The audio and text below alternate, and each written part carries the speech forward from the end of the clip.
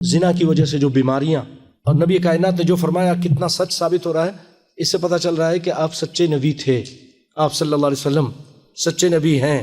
عبداللہ بن عمر کہتے ہیں رضی اللہ عنہما کہ آپ صلی اللہ علیہ وسلم ہماری طرف متوجہ ہوئے اور فرمایا لم تظہر الفاحشۃ فی قوم قط حتی یعلنوا بها الا فشا فیہم الطاعون والاوجاع التي لم تکن مضت فی اسلافہم۔ جب بھی کوئی قوم فحاشی کے کام کو کرتی ہے، اس کو اعلانیہ کرتی ہے، کھلم کھلا کرتی ہے، تو ان کے اندر طاعون اور بھوک اور ایسی بیماریاں پھیلتی ہیں کہ ان کے آبا و اجداد میں بیماریاں نہیں تھیں۔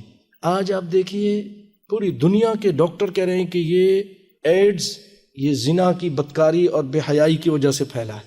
وہ بیماری جو پہلے نہیں تھی یہ آئی انسانوں کو لگی کیونکہ وہ فحاشی بہت زیادہ کھلا کھلا کر رہے ہیں، ایک ساتھ ہی رہتے ہیں بغیر شادی کیے، جب تک چاہے رہتے ہیں جب چاہے الگ ہو جاتے ہیں، زنا ہی کرتے ہیں، آپس میں ہم جنس پرستی بھی کرتے ہیں، پھر اللہ تعالیٰ نے اسی طرح کی بیماریاں بھی ان کو دے دیں۔